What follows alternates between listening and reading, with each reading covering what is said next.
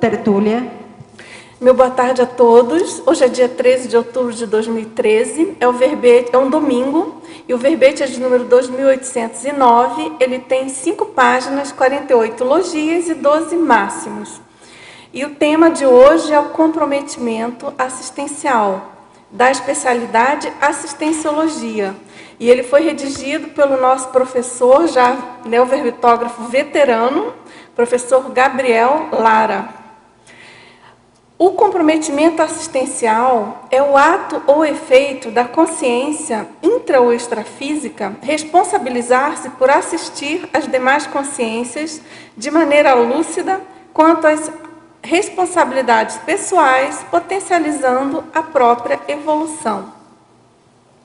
Na pensenologia, o holopensene pessoal assistencial, o holopensene pessoal das reciclagens intraconscienciais, o holopensene das ideias inatas do curso intermissivo pré-ressomático.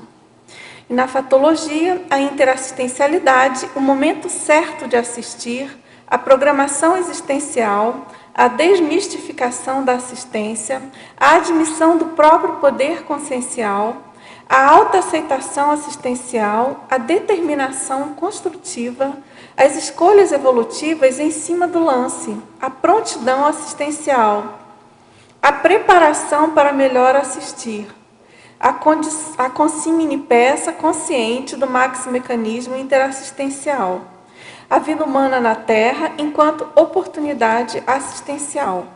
Na parafatologia, a vivência do estado vibracional profilático, a projeção consciente enquanto ferramenta evolutiva, a afinização com a equipex de amparadores de função, as retrocognições enquanto ferramenta assistencial, o parapsiquismo potencializador assistencial, os teatros assistenciais multidimensionais, o projetor consciente participando da equipex na assistência à segunda dessoma. E aqui na remissiologia, nós destacamos assistência sem retorno, mini peça interassistencial, oportunidade de ajudar, perfil assistencial, tares expositiva. Na frase enfática, o comprometimento assistencial, efetivado com discernimento e lucidez pelas consciências, promove reconciliações, reestabelece vínculos sadios e potencializa a evolução consciencial. E na questionologia, você identifica o próprio grau de comprometimento assistencial? Prioriza a interassistência cotidianamente? E na filmografia específica, nós temos uma fonte, e na bibliografia específica, também uma fonte. O professor Gabriel, ele é graduado em turismo, é graduando de psicologia, natural de Porto Alegre, Rio Grande do Sul, e voluntário da Conscienciologia desde 2011. E docente da Conscienciologia também desde 2011, tá certo? Agora vamos ler aqui a mega-análise feita pelo professor João Paulo. Tares, acordo, acolhimento, engajamento, determinação, priorização, amparo, megafoco, reciclagem, epicentrismo, autoexemplarismo, intencionalidade, responsabilidade, proexopensenidade, autocoerenciologia, holopensenologia, assistenciologia, desassediologia, conviviologia e evoluciologia. Agora, professor Gabriel, esse seu verbete parece bastante oportuno, né, na nossa semana aqui. A gente está na 4ª semana da reeducação consciencial, reaprender para reeducar. Não sei se vocês todos estão sabendo, iniciou ontem, dia 12, de 12 a 20 de outubro, aqui no Discernimento, na Cognópolis em Foz, essa 4ª semana. É uma atividade promovida pela Reaprendência e é muito interessante. Para vocês que ainda não se inscreveram e que têm a oportunidade de estar aqui em Foz, por exemplo, no dia 15 de outubro, na terça-feira, vai ter uma palestra gratuita e uma dinâmica parapsíquica. Então, a palestra vai ser pela tarde, de 15 a 17h30, com o professor William Klein, E é o panorama da educação, metodologias, tendências e inovações na educação no mundo. E à noite tem a dinâmica parapsíquica, é um campo energético parapedagógico. Vai ser coordenado pelo professor Epicom Rui Bueno, de 19h15 às 21h30. Então fica aí a dica. Também de 19 a 20 de outubro vai ter um campo energético parapedagógico, também com o professor Rui Bueno. Ele vai acontecer de 9 às 17h30, no sábado e no domingo. Então é excelente oportunidade para quem está pesquisando o assunto, quem quer aprofundar e qualificar aí a sua atividade assistencial, tá certo? Agora vamos lá, eu queria também dar um aviso para vocês sobre a questão da mediação das tertúlias. Não sei se vocês já sabem, já devem ter observado que nessa semana nós tivemos 3 novos mediadores, né? E a tendência então é a gente mesclar mais, aumentar mais o número de mediadores. Então, na semana que vem, quer dizer, por enquanto vão ser então esses 6 mediadores e mais eu e a Rosa Nader. Então, além do professor Laênio Loche, da professora Mabel Teles e do professor Pedro Fernandes, entram na semana que vem, na condição de mediadores também das tertúlias, as professores Adriana Lopes, Amin Lascani e Cristina Aracaki, tá certo? Então, eu e a Rosa continuamos mediando, intercalando as semanas. E a gente, então, representando mais especificamente a Enciclosapiens, né?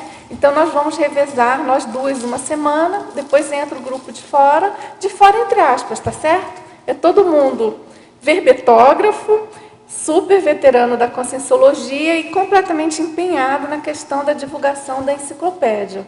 Para vocês terem uma ideia, dentre esses novos, por exemplo, o professor Amin Lascani, a professora Cristina Aracaki, eles obtiveram, das 7 provas de Conscienciologia, eles obtiveram, junto com o professor Pedro Fernandes, as notas maiores nas 7 provas de Conscienciologia. Então, realmente são pessoas muito comprometidas com a assistencialidade, tá certo, professor Gabriel? Então, vamos em frente, pessoal.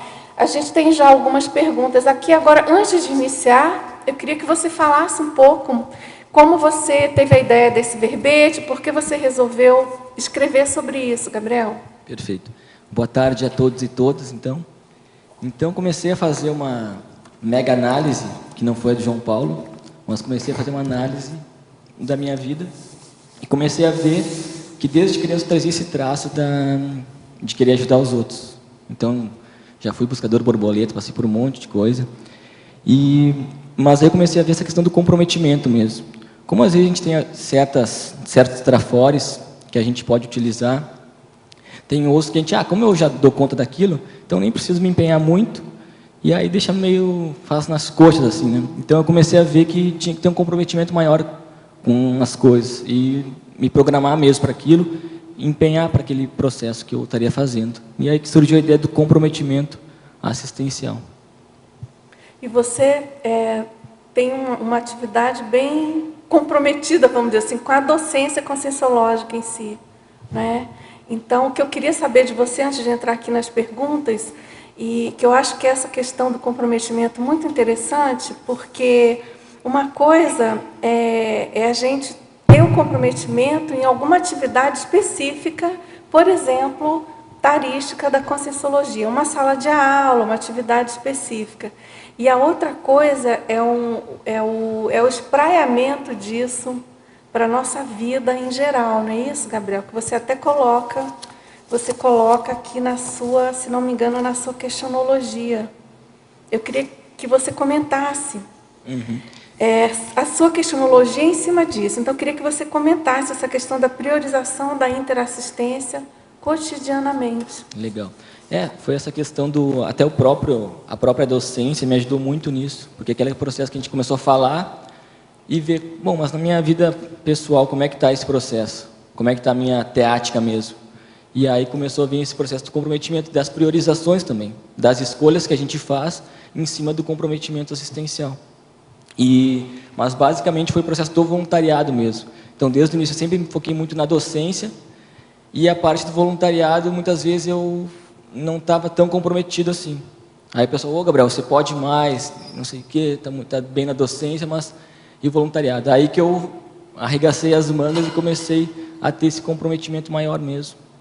É que, em geral, a docência tem mais glamour que o voluntariado, não é isso? E quando a gente entende esse processo da mini peça, do maxi mecanismo, isso muda, né? faz toda a diferença. Claro. Porque, qual é o propósito de estar aqui voluntariando? Aí quando a gente entende isso aí, faz toda a diferença. Aí começa, pô, eu sou só uma mini peça aqui. Então vamos em frente. Mas então, como você... na verdade, você foi incentivado pelos seus colegas de ser isso, a se empenhar mais no voluntariado. Foi uma série de fatores que ocorreram isso aí. Aí teve participação de ECP1 também, que sempre ajuda a clarear as ideias e tal. Então foi basicamente isso, assim, foi essa questão de eu assumir realmente essa minha identidade desde o parapsíquico, mas porque às vezes a gente está na aula de conscienciologia ou no voluntariado eu converso com as pessoas normalmente, mas muitas vezes na socinha a gente tem até vergonha de dizer que a gente enxerga com CIEX, que a gente tem parapsiquismo, que a gente trabalha com isso, com projeção consciente. Muitas vezes tem isso. Então a gente bancar esse processo é uma coisa muito séria, né? Assumir essa identidade mesmo. É verdade, tá certo. Agora vamos aqui, então, ter umas perguntas de teletertulianos. Na fatologia, na página 1, primeira linha, ele pergunta como ter a noção exata do momento certo para assistir sem titubear. De que modo acertar esse time a laser? Assistido certo, momento certo e local certo. Pois é, isso é uma coisa que a gente... que eu vejo com a prática, não tem outro jeito a não ser com a prática. Porque às vezes você vai passar um pouco do ponto, ok, mas a questão entre não fazer nada e fazer, talvez ali tu passou um pouquinho da bola, passou um pouquinho do ponto, eu vejo que você tem que fazer. Porque eu vejo que muita gente tem medo de errar e acaba ficando estagnada, parada e não faz nada. Mas aí com o tempo, com a prática, você vai vendo qual é o timing do assistido, se ele está preparado ou não para ver aquilo, para assistir aquilo. Então uma coisa interessante que eu vi logo quando eu comecei a estudar conscienciologia, foi então é aquele negócio, o paradigma religioso pessoal da pessoa, meu no caso, né? Então eu trabalhava com o espiritismo, daí saí do espiritismo e fui estudar conscienciologia. Só que eu tinha aquele paradigma religioso encrunhado dentro de mim ainda. Então eu queria trazer todo mundo, todas as ovelhas para o meu rebanho, digamos assim. Eu tinha aquele processo em mim. E aí foi o professor Marcelo da Luz dar uma palestra, lançar o livro em Porto Alegre. E a minha avó é daquelas católica, apostólica, que dorme com um terço no braço e tal, reza. Só que ela sempre me escutou muito. Aí eu falei, ô vó, você tem que vir para a palestra aqui, vai ser em Porto Alegre, vem que vai ser muito bom. E ela, tá meu filho, eu vou. Ela pegou o ônibus, foi lá e tudo mais. Aí ela começou a ver a palestra e ela já começou a ficar meio... porque era totalmente batendo de frente com o paradigma dela. E ela, depois acabou a palestra e ela... Não, porque esse de Guampa, esse herege, não sei o que, só fala um monte de coisa para mim. E eu vi que eu passei do ponto, porque ela não estava pronta para receber aquele tipo de informação. Depois de algum tempo, ela vê numa palestra, uma entrevista do professor Hernandes na televisão, lá em Porto Alegre, que a gente tinha feito a mídia, que ela falou, agora eu entendi o que é conscienciologia, não sei, agora, depois de muito tempo que ela entendeu o que era, porque eu já quis bater direto no ponto, né, do paradigma, e aí não soube o timing certo de assistir ela. Mas aí isso aí a gente vai pegando com o tempo, né? Então acho que é a prática. Entre não fazer nada e fazer, vai em frente, faça, que você vai ajustando no meio do caminho. Tá certo. Acrescentar, claro. Será que não foi o momento certo de ajudar a avó a afastar aqueles que impediam de ela ouvir até o que tinha para ser dito para ela?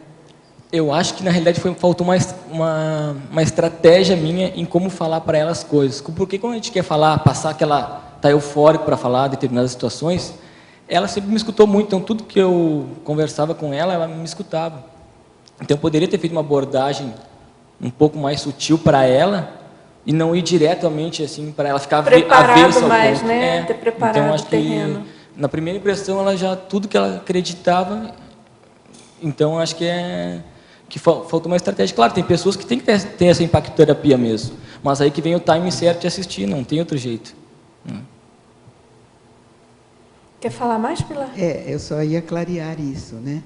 Que, a meu ver, esse impacto que ela teve não foi só dela, foi das companhias que estavam com ela. Sim, claro, claro. Então, não foi assim um momento errado, foi um momento propício para que ela tivesse esse impacto e depois pudesse analisar ou pensar melhor. Sim.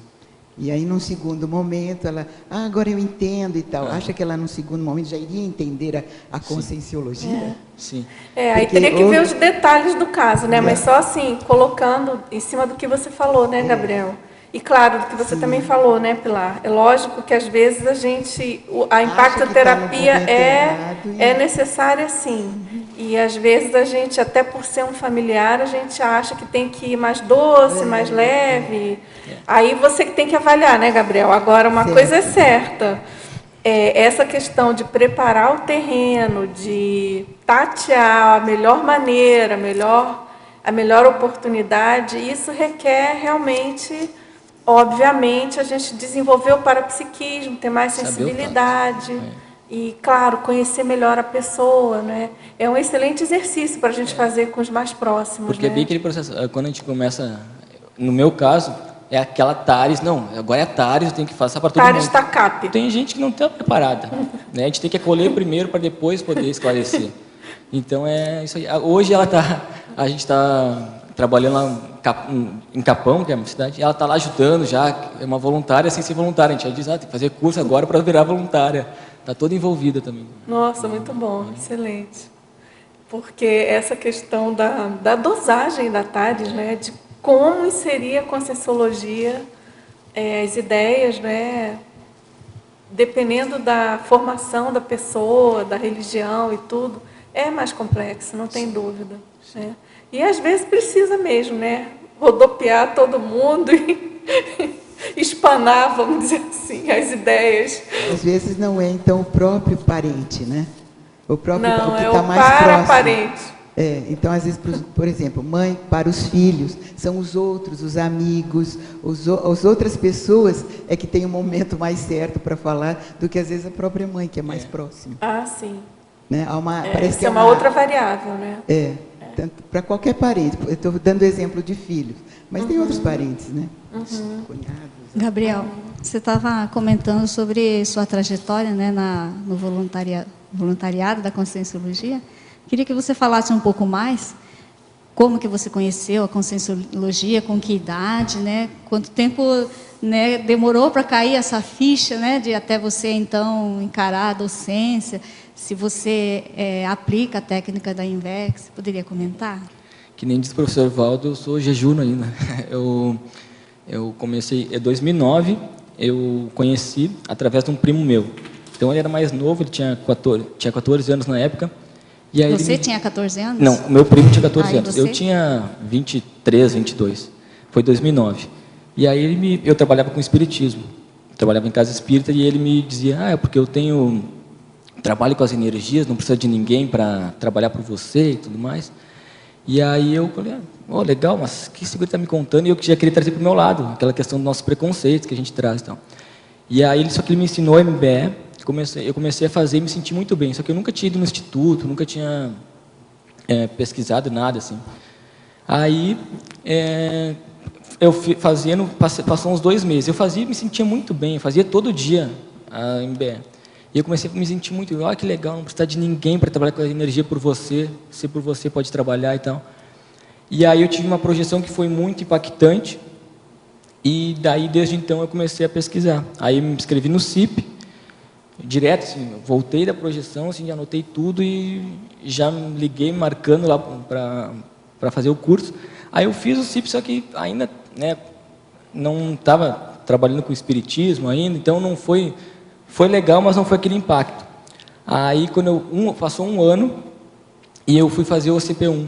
Aí quando eu fiz o CP1 aí eu vi realmente, aí me posicionei e vi que não tinha mais como continuar com outras linhas de conhecimento, né, que limitassem a nossa capacidade. Então foi mais ou menos isso. Aí arregacei as mangas e vamos em frente.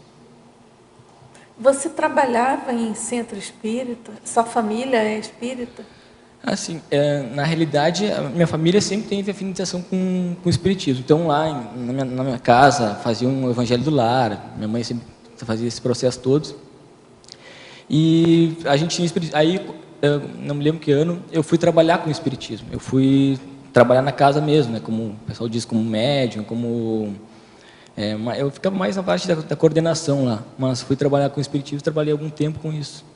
Então, mas aí, antes disso, eu passei por um monte de coisa, buscador borboleta. Desde reiki, tudo que você possa imaginar, eu conheci dos processos religiosos. E em relação à técnica da Invex? Sim, a gente tem, eu aplico a técnica da Invex. E, na realidade, que eu me posicionei foi mais ano passado mesmo, assim, para dinamizar. Mas eu vejo que, assim, ó, o mais importante é a questão do saldo mesmo, né? Porque a gente pode ter um monte de rótulos. Ah, eu sou isso, sou aquilo, mas aí muitas vezes a gente só fica com rótulo. Ah, porque eu tenho algumas afinidades com determinada situação, eu tenho as características de inversor, por exemplo, mas aí só fica naquilo. Então, o mais importante é o que a gente faz agora. Claro que é importante, estou priorizando determinadas situações, estou aplicando uma técnica que vai me otimizar, mas o mais importante é o que você faz com isso. E eu aplico já pelo 2º ano consecutivo a técnica de mais um ano de vida. Então, que é muito séria também, que é quando você já está com a corda no pescoço, assim, com água quase no nariz, aí você faz a técnica para dar uma otimizada. Então, eu acho que a questão do rótulo é secundária. E sim o que você faz, independente se é reciclante, inversor, acho que é isso aí. Sempre vai ter trabalho para fazer.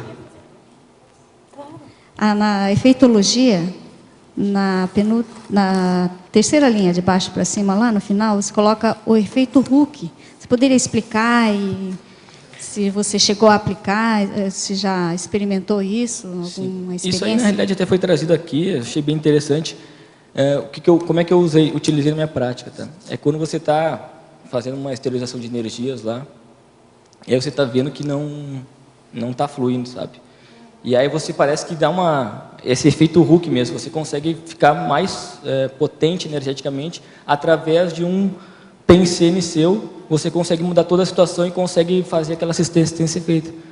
Então, utilizar isso... A partir da sua iniciativa, de repente também os amparadores também entraram junto, né? Sim, porque você tem que fazer a sua parte, né? Imagina, a gente consegue, o amparador está ali para fazer assistência, mas que se você não está em dia com o seu estado vibracional, por exemplo, aí fica às vezes muito difícil. Então você tem que fazer a sua parte, e isso aí serve quando vê que não está fluindo energia, você usa essa potencialização, que eu chamei de efeito Hooke.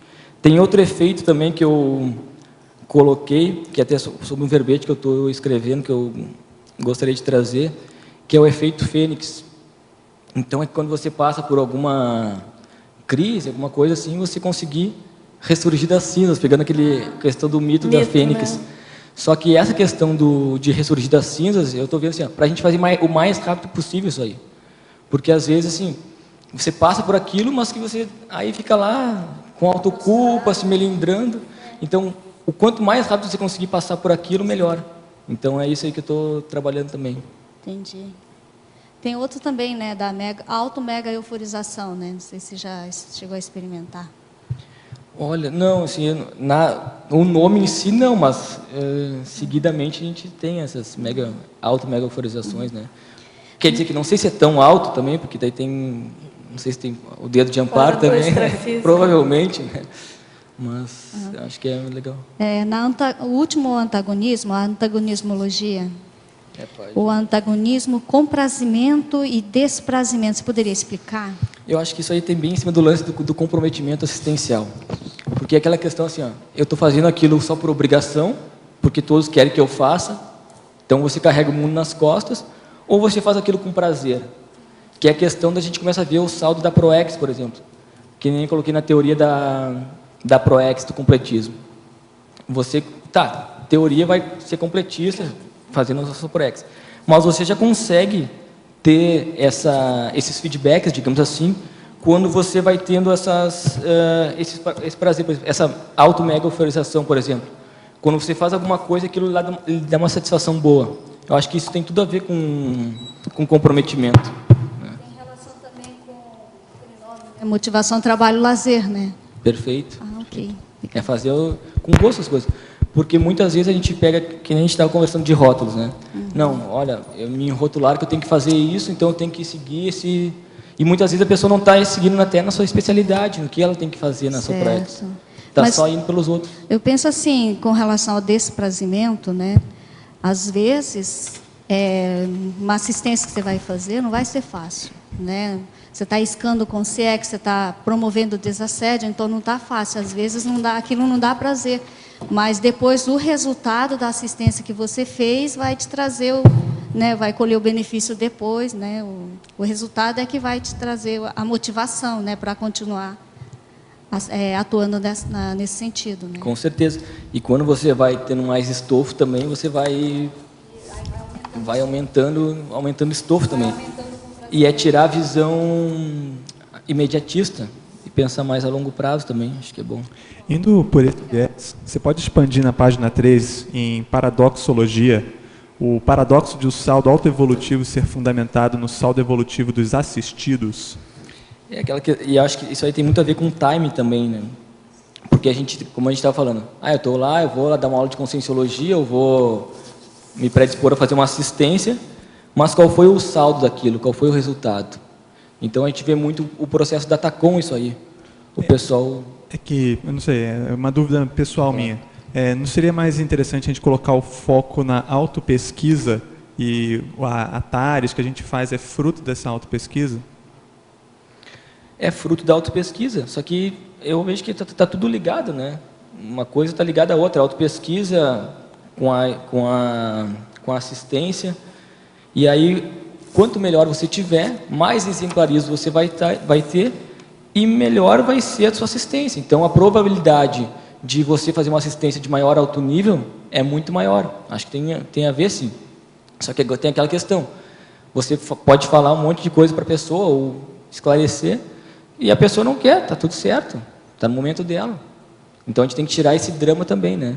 Mas que a gente nós estamos interligados, nós temos um grupo grande aí para assistir, isso é fato. E nada mais não é pegar, então como se fosse carregar esse grupo nas costas ou o mundo nas costas. Não, você vai passar ferramentas, você como líder vai passar ferramentas para eles formarem novos líderes. Eu acho que é isso aí que é o processo da TARES.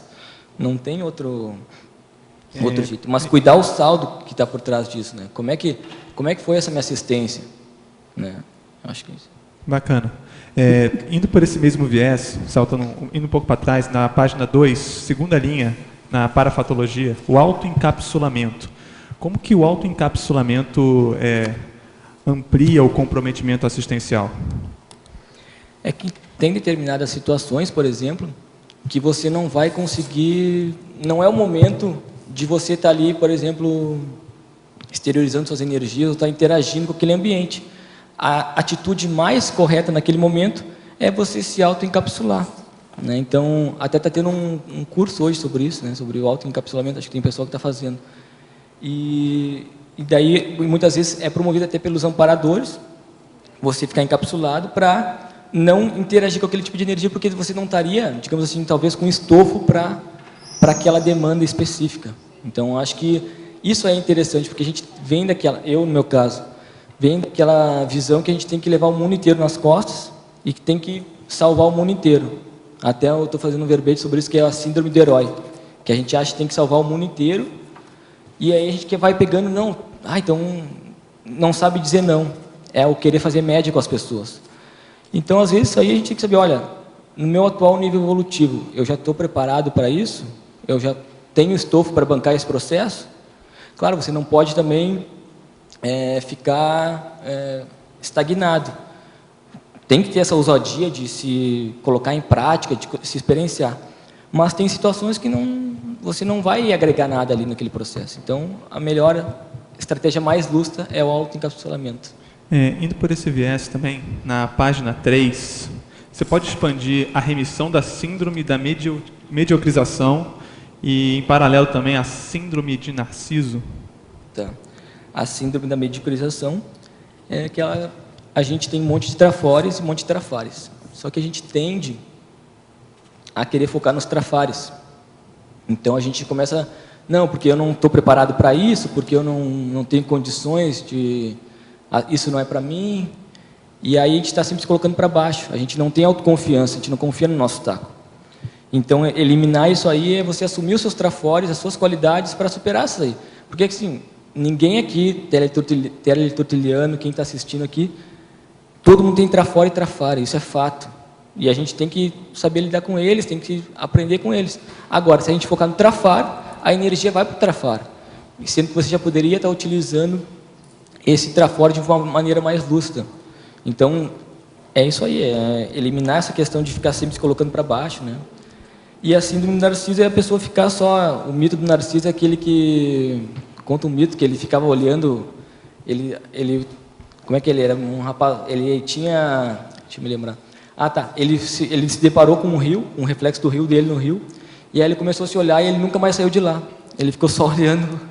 Ele ficou só olhando, se achando bonito e não saiu mais de lá. Não fez mais nada da vida dele. Então, é tirar essa condição também. Porque, assim, a gente vai ter que se expor, vai ter que, como líder, no caso, fazer assistência. Mas é sabendo que o objetivo mesmo é assistir ali. Então, não é para ficar ali se achando bonito, né? Isso é uma coisa egóica, a gente tem que trabalhar em cima disso. E é comum uma pessoa passar de um ponto para o outro? Você já viu o caso, por exemplo, da pessoa que tem a síndrome da medicrização, aí no processo de reciclagem dela, ela já parte para o narciso, e depois aquilo volta para o polo oposto, que eu vejo esses dois como sendo muito díspares. Da mesma forma que a pessoa que às vezes é muito religiosa, ela sai da religião, não, odeio religião, aí depois fica naquela mesma coisa, mesmo processo. Não, você vê isso acontecendo também? Você já viu o caso disso? Com certeza. E aquele negócio, uma coisa que o meu parâmetro para isso é o quanto que aquilo lhe incomoda. Por exemplo, pegando esse gancho da religião, há um tempo atrás, foi minha família inteira fazer o 40 manobras lá. Foi minha mãe, minha tia, meu irmão, e aí a minha tia... minha mãe estava falando sobre os bagulhos energéticos. E ela começou a conversar com um professor lá. Ah, mas isso aqui é bagulho, não é? Um negócio, uma santinha na casa dela. Aí a pessoa falou, o que você acha? Mas daí minha mãe falou, mas foi ela que me deu, no caso a minha tia, né? Aí ela, mas eu só dei para ela porque o Gabriel me obrigou, quando a gente foi para Portugal, a ir a Fátima, e ele ficou bravo comigo ainda, porque ele estava lá rezando lá, achando que estava, né, tendo um monte de coisas, e ficou bravo porque eu não senti nada. Aí quando ela falou aquilo, todo mundo se matou de rir, assim, né? E aquilo não me incomodou. Aí eu falei, olha, esse traço tá mais calçado em mim, porque se tivesse me incomodado aquilo lá, então tem que pesquisar. Se alguma coisa que alguém fala lhe incomoda, então você tem que pesquisar. E essa questão do efeito Fênix, né? Você conseguir ver o que incomodou e já fazer essa reciclagem. Mas eu achei interessante, eu não tinha pensado por esse seu viés aí, mas achei bem bom aí, desses opostos. Assim. Pensando nisso também, indo nessa coisa do religioso, aprofundando um pouco, na paradoxologia, na página 3, linha 2, o paradoxo de o foco no amparo levar ao foco no assédio. Por que você escolheu a palavra assédio em particular? É que assim, o foco, você tem duas possibilidades aí, tá? Ou a pessoa que não quer fazer uma assistência porque vai ter muito assédio, porque aquilo ali vai ser... Não, é muita demanda e a pessoa se vitimiza por isso e não quer fazer a assistência que tem que fazer. E aí ela foca no assédio e não foca no amparo. E a outro paradoxo é a questão de você focando no amparo, né, você querendo fazer assistência, predispondo para fazer assistência de maneira lúcida, vai ter a equipe de amparadores, vai ter um amparador que vai, no caso, assistir aquelas consciências que precisam, que no caso são os assediadores. Então, a gente tem que desmistificar esse processo de, então assediador, porque é isso, não, né? A gente tem que olhar com uma visão, são consciências que estão doentes, e a gente tem que ajudar, desmistificar esse processo da assistência. Então, é isso aí, é você se afinizar com o amparo para poder fazer assistência. Então, seria melhor trocar, porque eu vi você falando toda hora, assistido, assistência. Não seria mais interessante, então, trocar por foco no assistido? Foco no assistido. Aonde que você está sugerindo trocar? Página 2 da paradoxologia. 3. 3, obrigado.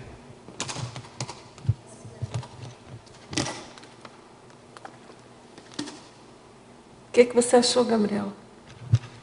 Olha, vamos estudar o caso, vamos depois pensar direitinho aí sobre isso. Acho que dá para pensar, sim. Mas esse paradoxo também é interessante, né? Do jeito que está. Mas então, vamos lá. Você quer falar mais alguma coisa? A gente tem mais perguntas aqui. Vamos em frente. Vamos em frente? Podemos, Douglas? Olha, você poderia nos falar mais sobre a desmistificação da assistência? Quais mitos existem a respeito? Isso que a Já gente falou um pouco, né? Mas dá uma complementada. Sempre é bom aí. clarear. Essa questão que a gente acha que assim, então eu vou me predispor para assistir, mas vai ser muito complicado, vai ter um monte de assediador e vai ser muito negativo o negócio. Claro que nem a gente estava conversando antes. Não é as mil maravilhas, então né, é só coisa boa. Não, você vai acoplar com aquela consciência, você vai sentir o que ela está sentindo. Mas você se colocar nessa condição de desmistificar a assistência, que no caso vai honrar o teu curso intermissivo, é você se colocar nessa condição assistencial. Então isso aí vai fazer toda a diferença. Porque você veio aqui só a passeio, será? Você veio para assistir, veio para passear, deixar a vida te levar. Então desmistificar a assistência é isso, nada mais é do que assumir as suas ideias no curso intermissivo, o que você veio fazer aqui, né? Qual é a sua missão, digamos assim, aqui. Então a gente tem que desmistificar, porque senão a gente vai ficar parado. Você quer perguntar? Em efeitologia, na página 2, tem ali efeito nocivo da repressão assediadora. Tem como ampliar para nós o que seria essa repressão assediadora? A repressão assediadora. Então, no caso, assim, quando a gente tem algo, por exemplo, vamos pegar meu caso, que nem eu escrevi antes, a desrepressão docente. Né?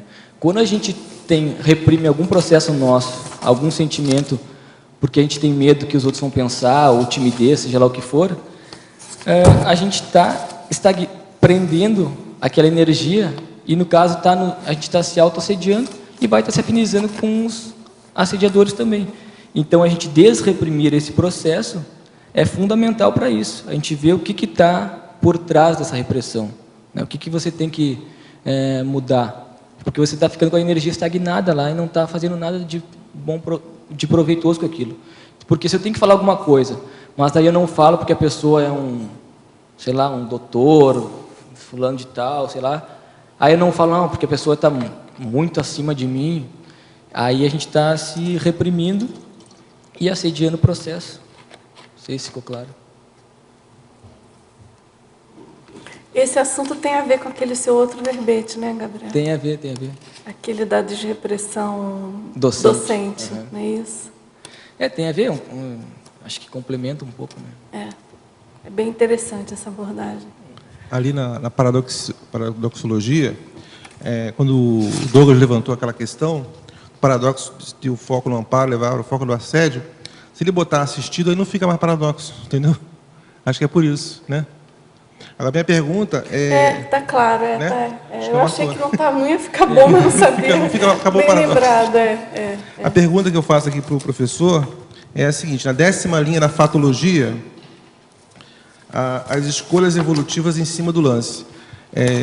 Eu gostaria, acho que seria muito evolutivo para a gente ouvir a questão das técnicas que você usa para esse sentido, para você fazer a leitura dos sinais que você tem antes de uma decisão. Assim, uma coisa que eu vejo bastante é essa questão com a afinização com o amparador.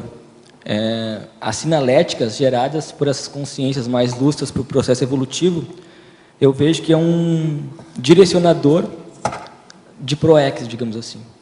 Então, você conseguir fazer as suas escolhas lucidamente, pensar a visão a longo prazo e não a curto prazo, faz bastante diferença. Tinha uma determinada situação há pouco tempo que eu tinha que tomar uma decisão. E aí, quando eu tentei jogar energia para direcionar aquela questão, alguma coisa, assim, querer forçar uma situação de jogar energia para aquilo, a energia não fluía, ficava estagnada, não ia. Aí veio a ideia: Gabriel, joga energia para a sua PROEX. Aí, quando eu pensei aquilo, a energia começou a fluir um monte. É que o melhor aconteça mesmo, joga energia para a sua PROEX. Eu já estava fazendo técnica de mais um ano de vida. Então, é saber com que você se comprometeu. Por exemplo, fazer uma técnica dessa, de mais um ano de vida, é um comprometimento e é uma responsabilidade muito grande que os amparadores vão ver assim, olha, dá para investir aí porque o pessoal está querendo evoluir mesmo, né? Então, você assumir esse comprometimento é uma coisa muito séria. Você não ficar... E na dúvida, fazer. Eu vejo assim, que é desreprimir mesmo. Na dúvida, faça. Ficar parado não dá. A gente acompanha... Eu já tive a oportunidade de acompanhar determinada pessoa que com potencial muito grande, mas por medo de errar não fazia. E aí, Aí tem uma situação engraçada também, que foi assim... Porque esse time do assistido, a gente vai pegando, né? Então, a gente estava voltando uma viagem, e aí eu parei na casa dessa mesma avó aí. E aí, avó, vamos fazer um trabalho com energia, então, vamos. Aí ela já sabia fazer e tal, a gente fez. Aí a gente sentiu que precisava fazer um arco voltaico nela. Aí a gente fez um arco voltaico e tal, fiz um arco voltaico nela. E aí foi muito legal. Tanto é que até a cachorra dela, a cadela, ela estava agitada antes, e aí se acalmou, a casa ficou com outra situação, né? E aí a gente começou a abordar determinados assuntos, eu comecei a determinados assuntos com a minha avó, mas tranquilo, porque já sabia o time dela. Então. E aí essa pessoa ficou incomodada com a situação, de fazer com um trabalho de energia, não sei o quê. Eu falei, olha, eu vejo que assim, entre não fazer nada e a gente fazer, melhor a gente fazer, a gente assumir essa condição mesmo. De trabalhar com energia, ensinar a pessoa a fazer arco voltaico, não ter medo do que, né? Vou ter rebarba. Não, faz, vai em frente. E aí depois a pessoa viu que era o processo dela, porque ela com medo de errar, ela até escreveu sobre isso, que pelo medo dela de errar, ela enxergava nos outros e aquilo incomodava ela. Né? Então tem muita gente que fica com medo de não vou fazer porque pode dar errado. Né? Então essa questão do comprometimento é muito séria. Mas se eu fosse colocar uma técnica mais em cima do lance, seria a técnica de mais um ano de vida, essa de exteriorizar para a ProEx enfim. E se a pessoa está com mais tempo, a pessoa começa desde cedo esse comprometimento mais sério, mais lúcido, sem dúvidas a técnica da Invex, né? A pessoa já começa desde cedo a já priorizar, porque ela não precisa ficar fazendo uma técnica de mais um ano de vida para correr atrás daquele tempo lá que ela deixou. Então, ela já consegue ir gradativo, passo a passo. Uhum. Então... Agora, Gabriel, eu penso que na nossa condição de intermissivista, parece que o nosso maior erro é realmente a omissão, né? É não fazer, é a omissão. Porque se a gente pensar que já tem tanto conhecimento, só de ter passado pelo curso intermissivo e ficar nesse titubeio, né? Eu vejo muita gente assim, claro que eu me incluo também, eventualmente, essa questão do, será que vai dar certo? Será que vou errar? E aí você deixa passar, né? E acaba errando muito mais pela omissão deficitária, né? Então, eu acho isso bem sério que você está colocando. Que é bem a questão de honrar o nosso curso intermissivo mesmo. Você é intermissivista, lá se programou para vir. Por que você veio? Porque a gente fez muitas coisas boas em outras vidas, mas não fez coisas tão boas. E nada mais é do que fazer essa reconciliação aqui para poder ajudar essas pessoas a ficarem mais lúcidas. Agora, se a gente se omite disso, é muito sério, né? A gente não dá valor a esse nosso curso intermissivo. Então, daí a pessoa chega depois, o pessoal comenta, a pessoa dessoma, chega na extrafísica, aí ela vai lá conversar com a amparadora. Não, agora eu decidi, agora eu quero fazer assistência, agora eu quero ajudar. Aí tá, claro, vamos em frente, você até pode ajudar, mas poderia muito mais, estando naquele soma com uma energia mais densa, uma energia mais potencializada para assistir em parceria com os amparadores do que agora, mas sempre é tempo. Né? Sempre é tempo. Agora vamos em frente. Ainda na fatologia, na terceira linha, quais fatores levam a consciência a não ter a autoaceitação assistencial? Baixa autoestima, medo de errar? Baixa autoestima, medo de errar, tudo isso está incluído nessa situação aí. Eu até estava escrevendo sobre isso, até estou fazendo um curso livre sobre isso, que é autoconfiança existencial. Então, no caso, assim, como a gente tem a tendência a se modelar pelo que os outros vão dizer. Se o fulano diz que eu sou A, eu vou achar que eu sou A. E vou seguir aquilo, então, se eu sou bom, todo mundo está dizendo que, então é porque eu sou. Agora, se alguém diz que eu sou B, eu sou B, não dá e tal, você entra nessa condição também. Então, a questão da autoconfiança é você saber quem você é, independente do que os outros estão dizendo. Claro que é sempre bom ter feedbacks, a gente dá e receber informações, sabendo sempre que se aquilo que a pessoa falou lhe incomodou, então vai pesquisar. Para mim é o ponto básico, vai pesquisar. Agora, essa questão da autoconfiança é você também utilizar essa questão da autoaceitação, né? E desmistificar o processo da assistência. Então, isso é muito sério. Você quer perguntar?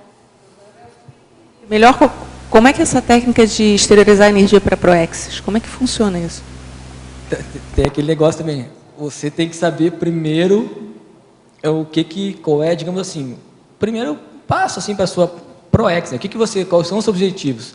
Porque para quem não sabe onde ir, qualquer caminho serve. Então, quais são os seus objetivos?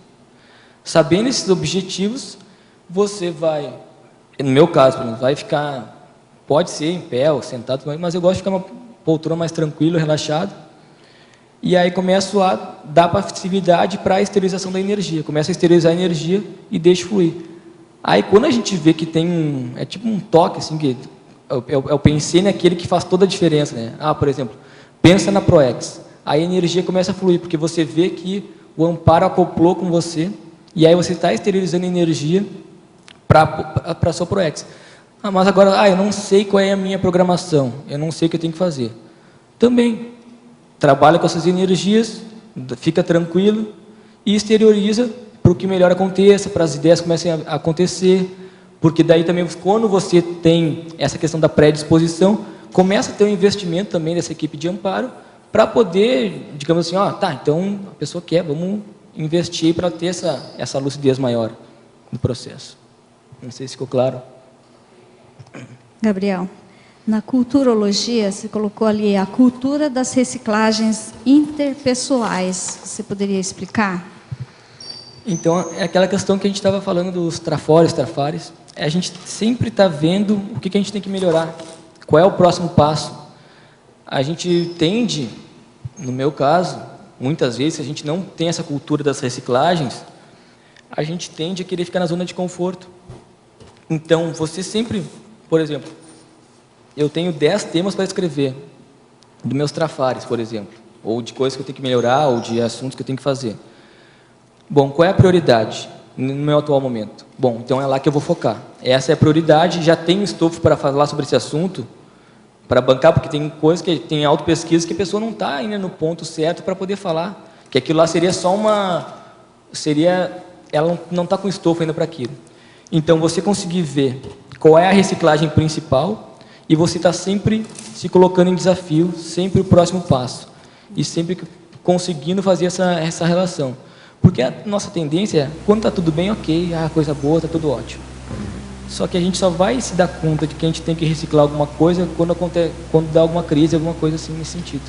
Então, a gente conseguir antecipar essas crises que faz essa cultura das reciclagens. Mas então você está dizendo aí que na questão da produção, você escrever sobre as suas experiências, suas autopesquisa, reciclagem e expor isso ao público? Também. Porque num daí seminário de pesquisa ou num congresso de... Perfeito. alguma... O próprio verbete, enfim, tem muitas ferramentas. Hoje está tudo tão dinamizado que não falta ferramentas para a pessoa expandir. Então é por isso que é reciclagem interpessoal, porque a partir da sua reciclagem você vai promover ou contagiar, né, positivamente, servir como exemplo, é isso? Que é a questão do exemplarismo, né? Porque aí você também tem aquela questão, se eu só faço para mim aquela reciclagem e não quero passar adiante, o que eu estou fazendo com aquilo? Claro que cada um vai ter um filtro daquele processo. Sim. Mas se eu já puder pegar o seu filtro que você falou e aprofundar em relação à minha autopesquisa, aquilo vai fazer toda a diferença. A pessoa vai ficar outro nível. Então, isso multidimensionalmente, né? Porque aqui na parafatologia, na terceira linha da página 1, você coloca assim, a condição de consim cobaia multidimensional, porque não é só intrafísico, né? Extrafisicamente também você está sendo acompanhado, você está sendo observado, né? Você poderia comentar a tua experiência com relação a isso, como é que você percebe isso no dia a dia, no voluntariado? Sim, você está sempre sendo acompanhado, assim, tanto intrafisicamente como extrafisicamente. E você está servindo de cobaia mesmo para aquelas outras consciências. Porque pensa, ó, tem uma consciência que chega lá na sala de aula, seja lá onde for, para ser assistida. Ela está com alguns problemas, e aí ela vai ser assistida. Aí eu falo um monte de coisa. Mas na realidade o Gabriel não faz o que ele está falando aí. Então está tudo por água abaixo. Então a gente está sempre sendo observado, digamos assim. Por mais que a gente tente esconder alguma coisa, a gente vai estar sempre sendo cobaia. Então não tem outro jeito, é o exemplarismo na prática, né? E aí entra a questão da cosmoética também. O que você já... que nem o pessoal falou, e tem até um vídeo sobre a cosmoética, se não me engano, falando assim, que é cometer erros novos. Os erros antigos, beleza, ok, passou. Mas é cometer erros novos a cada dia. Porque a gente vai errar, isso aí é fato. A gente vai errar, isso não tem dúvidas. Mas é cometer erros novos. Entendeu? E esse é o processo da cosmoética. Gabriel, você comentou sobre reciclagens, né, sobre a questão da ProEx, na questão até da técnica, né, de colocar energia nos processos da ProEx. Me chamou a atenção que você aplicou ou está aplicando a técnica de mais um ano de vida. Né? Essa técnica te ajudou, assim, você poderia comentar de que maneira essa técnica te ajudou, está te ajudando a evidenciar o que tem que ser reciclado, como é que essas priorizações para que você possa pôr essa energia no processo? Sim, essa técnica aí para mim é muito boa, assim, porque me ajudou muito. Estou fazendo pelo 2º ano consecutivo e no primeiro ano que eu fiz, eu dessomei em junho agora, não, foi maio, 3 dias antes, então eu já tinha colocado um monte de metas. 3 dias antes de acabar a técnica de mais um ano de vida, aconteceu tudo que precisava acontecer para eu ter sido completista nesse processo. Eu coloquei lá 15 metas, então deu tudo certo. Eu fiquei impressionado com essa situação. Então ela potencializa mais o processo. A técnica de mais um ano de vida, ela te deixa mais escrachado assim, ó. Bom, quer potencializar mesmo, então vamos com tudo, porque não tem tempo a perder. Então você sabe qual é o prioritário e você não vai medir esforços para fazer aquilo, né? Então isso aí é muito sério.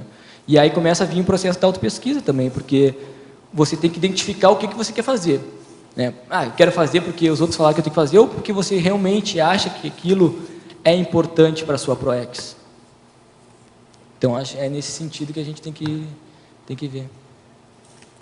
Agora, Gabriel, aqui em Parafatologia, na página 2, segunda linha, de que modo podemos otimizar nosso destemor em relação à multidimensionalidade, que é uma das bases da interassistencialidade? Na Parafatologia, segunda linha? Página 2, segunda linha. O destemor em relação à multidimensionalidade. Então, desde criança, eu tinha essa questão de enxergar com CX, né? Então, desde cedo eu tinha esse processo. Aí o pessoal, muitas vezes, tinha até acoplamento e saía loqueando pela casa, o pessoal ficava apavorado. E eu não tinha ninguém que me falasse sobre isso, o que era o processo, né? O que era essa questão de consciência. E eu cresci com muito medo. Cresci não, né? Gabriel. Eu estou brincando. Consciencialmente.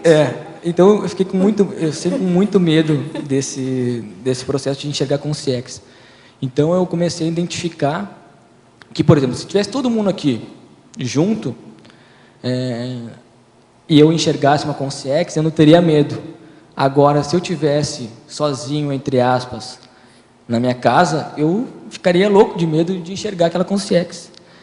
E aí eu comecei a ver esse processo de, então, eu não precisar de alguém. Daí eu comecei a ver a questão de solidão, um monte de processo retrocognitivo também. Mas não tem outro jeito a não ser colocar em prática e experienciar. Aí eu comecei a estudar muito sobre o medo. Até nesse curso livre que eu estou escrevendo, ele fala tem um capítulo lá sobre o medo. Então, eu comecei a identificar que, assim, eu pesquisei bastante sobre isso e diz que o medo, o máximo que ele vai ficar, o ápice dele vai ser em 10 minutos. Então, se você sabe fazer aquilo, sabe que o ápice é 10 minutos, você consegue controlar aquele processo. E aí você consegue, aí estudando biologicamente, fisicamente, ver que tem as amígdalas cerebrais são como se fosse um sistema de alarme. Então, aquelas experiências que você teve quando criança, quando você enxerga uma consciência hoje, no caso, se você não sabe lidar com isso, ela vai disparar esse sinal de alarme e vai potencializar esse medo também. Agora, tem um fator extrafísico também que é interessante. As consciências mais doentes, no caso, esses assediadores, eles sabem que você tem medo. Começa com autoassédio, você está com medo de alguma coisa. Aí, esses assediadores, eu já consegui identificar, que eles pegam determinadas consciências com muito medo e colocam na sua psicosfera. E você fica, aquele medo potencializa também. Então, uma técnica boa é quando ficar com medo, encare o desafio, né? Trabalhe com as energias, faça o estado vibracional até não sentir mais nada, até ficar bem homeostático do processo. Exteriorize energia. Uma coisa que ajuda bastante também é o laboratório da imobilidade física Vision. Você vai ficar 3 horas e meia lá parado, sem se mexer, sem piscar, se possível. E aí, eu fiz muito esse laboratório, fiz em Foz, mas eu fiz muito em casa. Então, eu pegava lá, parede branca, colocava de frente, e acontecia, e via muito isso aí. E aí, uma coisa engraçada que acontecia assim, Gabriel, você está com medo do quê? De você mesmo, porque você é uma consciência com o corpo. Você é uma consciência com soma. A única diferença é essa. Então, eu comecei a identificar isso aí. Então, a questão é assim, não deixar para depois o que você pode fazer hoje. Se bater o medo de enxergar consciência, de ver uma consciência lá transfigurada, que é normal da assistência, você vai enxergar, encare o desafio. Encare aquele medo que você vai ver que na outra vez, esse medo não vai potencializar, porque senão você vira escravo do medo. Se você não assume a postura, não, eu vou enfrentar isso aí. E aí também gera essa questão você banca frente aos assediadores também o processo. Agora, ao verbetógrafo, em tecnologia, na página 2, última linha. Gostaria que explicasse o que é a técnica do nenhum dia sem linha. Essa técnica, se eu não me engano, foi o professor Valdo que trouxe, né? Mas eu não me lembro quem me falou sobre essa técnica no ano passado. Ela é da antiguidade, a questão de nenhuma linha, nenhum dia sem uma linha, né? Mas essa técnica, então, a gente vem... Como? Sim, nule di cineline, alguma coisa assim. Uma parêmia. Uma parêmia, Tá. E a técnica, obviamente, usada aqui pelos consciênciólogos, a proposta é ser usada aqui pelos conscienciólogos, né? Perfeito, que é aquele que o Douglas trouxe antes, que é a gente conseguir, para potencializar a assistência, a gente conseguir estar se auto-pesquisando. Então, a gente criar esse hábito, essa cultura de ficar nenhum dia sem se auto-pesquisar, de colocar ali seus experimentos, isso faz toda a diferença, porque daí você começa a criar esse holopensene da autopesquisa. E esse também pode estar associado, com relação às projeções também. Porque às vezes a gente acorda lá na madrugada, 3 da manhã, não, mas amanhã eu vou me lembrar desse experimento. Aí quem diz que vai lembrar? Você não lembra do experimento. Então, tá sempre podendo colocar suas sinaléticas, suas experiências, e criando essa cultura de nenhum dia sem linha. Ô, Gabriel, deixa eu complementar aqui a informação da própria enciclopédia. A frase é aquela mesma, nule di cinelinha, e ele, nenhum dia sem linha, e é de autoria de Plínio Velho, 2379, da era contemporânea, não é?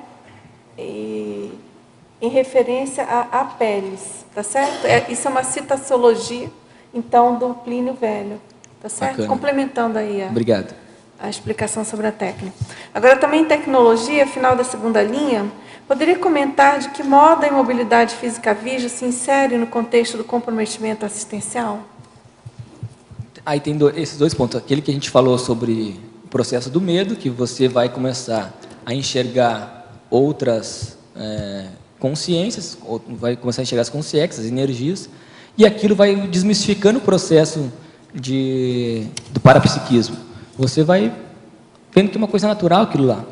Isso ajuda bastante. E também para você também ficar mais centrado, digamos assim. Porque ficar 3 horas e meia parado lá é um desafio bom. Mas ajuda muito. Você fica mais concentrado, mais centrado no que você tem que fazer. fazer uma correção aqui de uma informação que eu falei ainda há pouco, era contemporânea, eu me atrapalhei. Na enciclopédia, e o professor Valdo ele utiliza essa nomenclatura E.C. ou A.E.C. Em lugar de usar antes de Cristo e depois de Cristo, ele utiliza essa nomenclatura de antes da Era Comum e Era Comum, tá certo? O C é de comum. Eu acho que eu falei contemporânea, se eu não me engano. Falou. Né? Tá tudo certo. Tudo certo? Tudo comum, né? Então, vamos lá, Gabriel, você quer... Bom, temos mais perguntas aqui, vamos em frente, então. Ao professor Gabriel, ele pede que você poderia falar mais sobre o efeito Hooke e sobre a definição do efeito Hooke. Você quer falar? Essa questão da definição, só para dar uma deixa aí para o teletertuliano, o efeito Hooke em si é aquela questão do momento crítico, né? De quando a pessoa está em momento crítico, a partir de uma força interna, né? Pessoal, a partir da energia da vontade, ela transcende aquela força física e faz algum ato acima do normal, tá certo? Por exemplo, a gente tem aqueles casos da mãe que salva o filho que estava dentro do carro e ela toma aí uma força sobrenatural, entre aspas, e vira o carro, empurra, enfim. Nessa condição é bem isso aí, e com relação a isso eu coloquei com esse processo da energia mesmo, né? Quando você tem que dinamizar o processo da energia, e aí você usa esse efeito Hooke para potencializar isso. Uhum. Exatamente, porque aqui você usou num sentido mais amplo, né, do efeito Hooke em relação às energias. Sim. Aí eu só estou lembrando que como ele perguntou em termos de definição, originalmente, a questão do efeito Hooke, ela é essa questão da transcendência de uma força física, em lugar de você usar a força física convencional, vem a questão da atuação holossomática, né? De um vigor assim, energético a partir da vontade, tá certo? Perfeito. Perfeito? Agora, ele fez uma outra pergunta que eu acho que você já comentou alguma coisa, mas é bom você tocar novamente no assunto, que é na página 3, em Paradoxologia, na primeira linha. Você poderia expandir o paradoxo do saldo autoevolutivo ser fundamentado no saldo evolutivo dos assistidos? Sim. Isso a gente pode até pegar como gancho aquele processo da pré-intermissiologia que o professor Valdo traz, que a gente vai ficar lá no extrafísico fazendo assistência para aquelas consciências que estão na baratrosfera, por exemplo. Então, nós como líderes, porque a gente não é de graça que a gente vai estar envolvido com aquelas consciências. Então, a gente é responsável, entre aspas, por aquele grupo. E, então, o grupo, você vai ter uma liderança com relação àquilo. Então, se você já conseguir otimizar esse processo agora, é muito melhor, né? Porque quantas e quantas consciências a gente não deixou o rabo preso, né? Então, isso aí é muito sério, né? A gente começar a ver qual é o saldo da nossa assistência, o que aquilo está repercutindo, né? Aí entra um monte de coisa, tem intencionalidade, enfim, um monte de outros fatores. Agora, o verbetógrafo. Na fatologia, página 1, quarta linha, de baixo para cima. Você poderia falar sobre assistência egocármica? Bom, então é aquela questão, pegando a analogia do avião, tá? Quando cai a máscara de oxigênio, você não vai colocar a máscara de oxigênio na pessoa que está ao seu lado primeiro. Primeiramente, você tem que colocar em você, porque aí vem a questão da autoassistência. Primeiro você tem que estar bem, você tem que se assistir, para depois querer assistir os outros. Então, esse é o grande fato, né? É você começar a se autoassistir, e nada mais é do que você começar a se autopesquisar, começar a otimizar o seu processo. Aí, através disso, a gente pode partir para outra assistência, que é passar para outras pessoas, através de artigo, verbete, seja lá o que for, palestra, enfim, aí tem muitas possibilidades, mas o ponto principal é você se autoassistir primeiro, né? Porque senão como é que você vai querer assistir os outros se você está lá todo mal, né? Com certeza. Agora, o verbetógrafo. Em sindromologia, na página 3, segunda linha, você poderia explicar a relação da síndrome de Narciso com o tema? com relação ao comprometimento assistencial, vamos pegar ali, vamos pegar o mito do Narciso que a gente estava conversando antes. Se eu ficar lá só me olhando no espelho, será que eu estou bonito? Será que eu não estou? Será que eu vou falar a coisa certa? Será que eu não vou? Mas o que eu vou fazer para... Né? Eu preciso aparecer, ficar bem na foto. Aí você está deixando a assistência de lado, porque, como a gente já falou em outro verbete, está lá o amparador querendo acoplar com você, mas você está com uma postura egóica, você não deixa, você só pensa no seu ego. Então, eliminar a síndrome de Narciso é isso. É você se colocar em predisposição, em primeiro lugar, à assistência, e depois procurar pensar em você. Claro que a gente está aí para aprender e tirar os egos, porque às vezes uma pessoa fala determinada situação para você, você já fica lá com um beiço com a situação. Então, como a gente leva... como determinados probleminhas, a gente leva aquilo em muita consideração. A gente acha que é um problemão, mas na realidade não. E quando a gente começa a se colocar nessa condição assistencial, a gente vê que tem muita gente precisando de ajuda e que o nosso problema não é nada comparado ao das outras pessoas. E aí isso aí te dá mais motivação. Então, tirar a síndrome de Narciso é isso. É se colocar em favor dos outros. Sempre lembrando que você tem que fazer o seu dever de casa, né? Tá certo.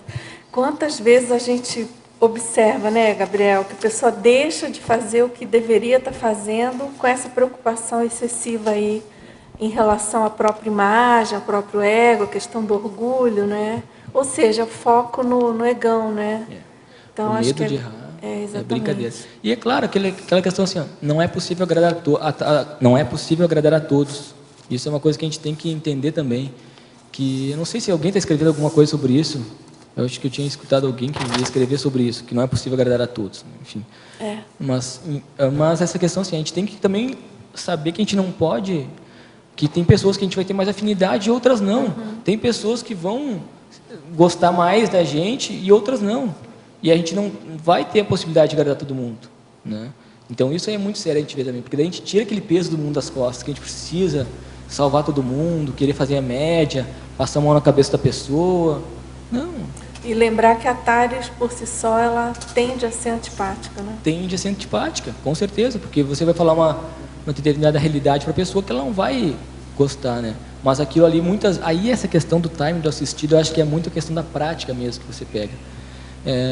Quando eu estava, por exemplo, vamos pegar um exemplo da minha tia, tá? Ela fumava, tá? Até 2 meses atrás ela fumava. Aí ela mora lá, eu não vou ficar citando porque senão eu também expor demais, mas eu fui para casa dela, passar um dia, ela sabe que ela não podia fumar quando eu estivesse lá, enfim, todo esse processo. Aí a gente começou a trabalhar muito com esse processo de energia, do arco voltaico e tal. E aí veio a ideia de falar para ela, olha, se você continuar fumando, você tem mais 2 anos de vida, no máximo. E né, depois que eu fiz o arco voltaico nela, veio essa ideia. E aí eu falei, olha, isso, né, impactoterapia. Ela tomou aquele choque lá, tomou impactoterapia.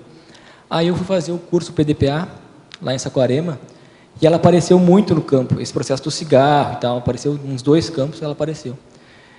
E aí quando eu fui voltar, porque eu ia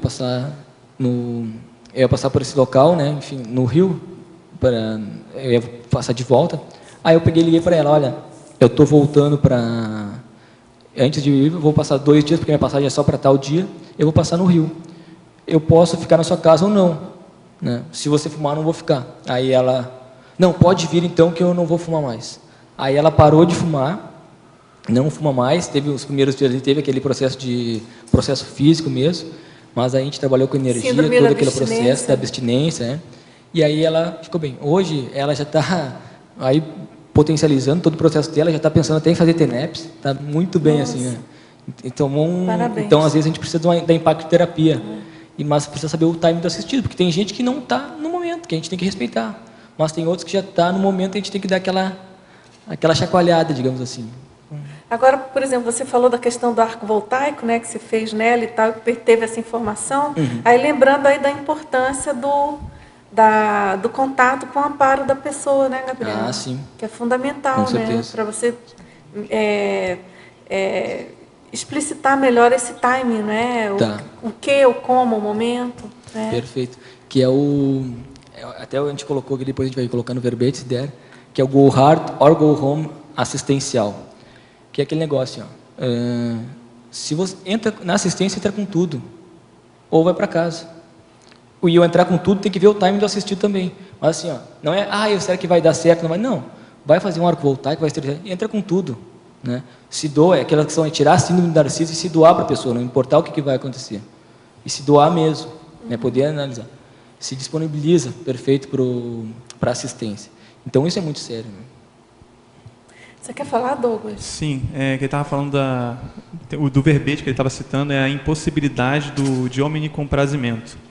Daquela questão de você não conseguir agradar a todos. Acho que é da professora Ana Luísa, né? Não me lembro. Acho que sim. É dela, sim. Ela que falou, inclusive, sobre isso. Acho que eu não lembrava o nome, mas achei muito bom. Ele falou o nome, eu lembrei do verbete da pessoa. Muito bom, é isso mesmo. Agora, pessoal, deixa eu fazer um intervalo aqui, que tem uns avisos aqui importantes. Então, a gente tem um comunicado do programa Amigos da Enciclopédia, tá certo? O professor Fernando Barbaresco está aqui presente. Ele é o coordenador atual do projeto, né, do programa Amigos.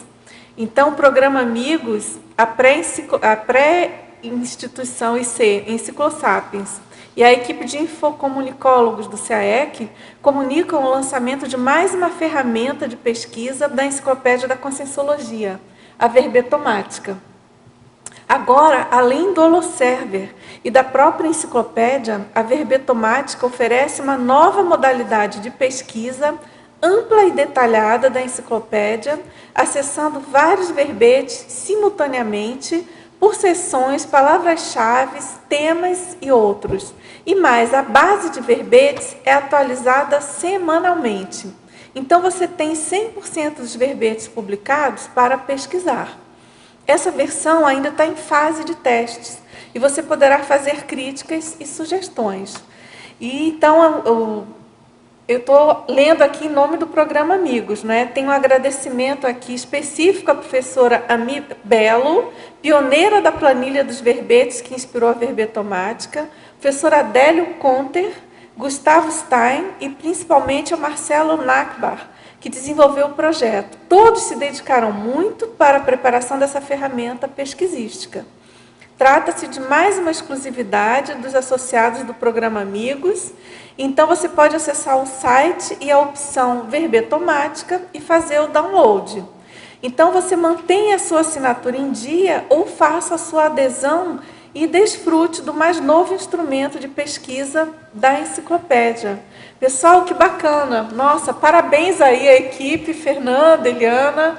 Muito bom, a gente agradece aqui também, em nome dos verbetógrafos em geral, tá certo? Que isso vai ajudar muito, certamente, as pesquisas, né? Para quem não conhece ainda, né, a gente pôde participar aí de alguns testes da verbetomática, é muito interessante. A gente a cada dia está enriquecendo mais aí as ferramentas de pesquisa e de ampliação, né, do nosso conhecimento enciclopédico. Fernando, você quer falar? É interessante observar que o CD-ROM da enciclopédia hoje tem 2.499 verbetes. Ele vai ser uma nova edição agora, vai demorar um pouco, mas vai sair já atualizado. Nós estamos já quase 2.800 verbetes, né? Então, a verbetomática já contempla todos os verbetes. Diariamente ele atualiza, né? 2.809 hoje. 2.809, isso. 2.809, então vai estar sempre atualizado. Então você pesquisa assim. Nossa, super excelente. Atualizado. Isso vai ajudar demais. E é uma pesquisa demais. diferente, é uma pesquisa muito mais detalhada, é muito mais ampla, flexível, é muito interessante. Pode fazer download, você pode copiar em PDF, em Excel, em Word, registrar o tema, o texto, o que você quiser. Então é muito legal. Além do Holoserver, que hoje já tem 23 obras de Conscienciologia, vai ampliar para quase 40. Além da própria enciclopédia também, que você pode baixar, agora tem o verbetomática também. Nossa, muito bom, parabéns. Pessoal, só lembrando, né, a enciclopédia, atualmente, ela é a maior fonte de pesquisas nós conscienciólogos, e em especial os verbetógrafos. A gente sempre fala, a pessoa que vai escrever um verbete, a maior fonte, a primeira, a maior, mais completa, mais ampla, é a própria enciclopédia. Então, essas ferramentas, ao modo dessa lançada agora, elas são fundamentais para a gente realmente ampliar aí ampliar e aprofundar as nossas pesquisas, tá certo? Mas aí o negócio é a prática. Você vai praticando e também é bem interativo, né, Fernando? Só tem um pouco de paciência na hora de você baixar o aplicativo para poder fazer a pesquisa. Então, você tem que baixar, executar, e aí você instala no seu computador. Toda vez que você acessa, ele vai e atualiza toda a base de verbetes.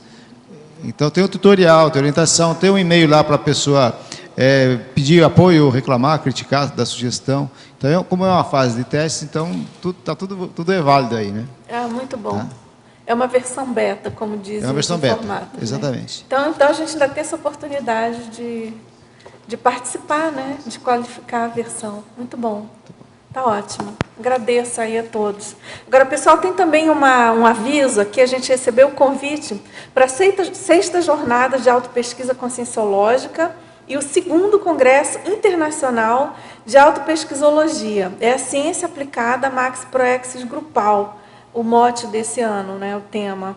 Então, esse congresso ele vai acontecer de 15 a 17 de novembro de 2013, aqui no Hotel Bourbon Cataratas, aqui em Foz do Iguaçu. Então, para vocês terem uma ideia, tem muitos pesquisadores, tem 8 conferências, além de mesas de debates, muitos temas, assuntos bem avançados e todos convergentes aí para Max Proexis Grupal, tá certo? E aí eu não vou deixar de puxar brasa para minha sardinha. Claro, também vai ter uma conferência minha e da professora Rosa Nader sobre a questão da verbetografia, tá certo?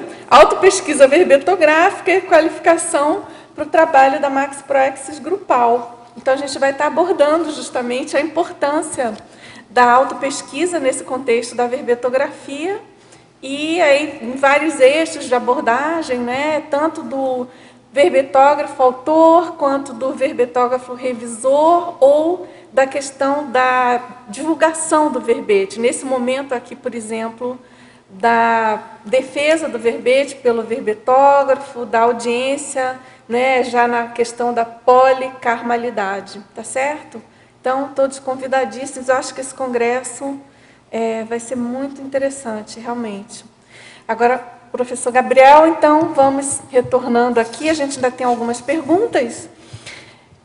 E de teletertulianos, depois a gente passa aqui para os tertulianos, tá certo? Ao verbetógrafo, na fatologia, na página 1, último item. Você poderia explanar sobre a vida humana na Terra enquanto oportunidade assistencial? Perfeito. Com relação a isso, quando a gente dessoma, no caso, a gente vai se afinizar com aquele tipo de consciência, com as consciex que estão no nosso nível. Então vai ser tudo aquele mesmo padrão. A gente não vai ter muitos saltos, né, dissonâncias de perfis, digamos assim, de energia, de vibração.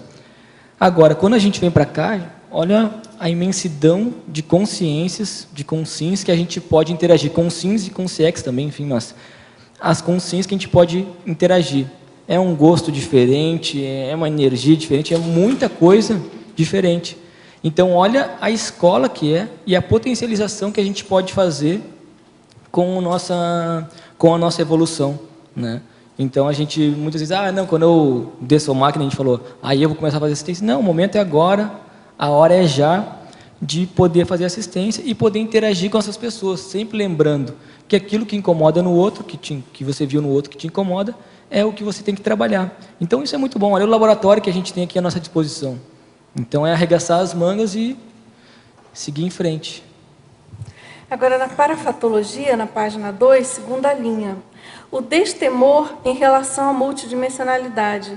Você poderia falar sobre a sua vivência desse item? Tá. Então, com relação a isso, como eu já tinha falado, desde criança eu tinha esse processo de enxergar consciex, do parapsiquismo todo. E eu no caso, fiquei mais maduro e aí eu comecei a ter esse medo, sempre me trazia esse medo. E eu comecei a identificar que o processo que estava em mim era a questão da insegurança. Porque se tivesse todo mundo aqui, eu enxergasse uma consciex, não teria problema. Mas, se eu tivesse sozinho, eu teria medo. Então, aí que eu comecei a identificar o processo da autoconfiança, de você se bancar no processo e poder utilizar ferramentas para tirar essa condição do medo, poder estudar, aprofundar o assunto e não simplesmente esconder, dizer que inventar desculpa para não encarar aquela situação. Então, se bate, por exemplo, o temor do extrafísico, por que está acontecendo isso? Será que alguma consciência que está na minha psicosfera, que está no meu campo de energia ali, que eu estou sentindo a energia dela, claro que tem processo meu também, mas será que essa consciência não está potencializando o processo?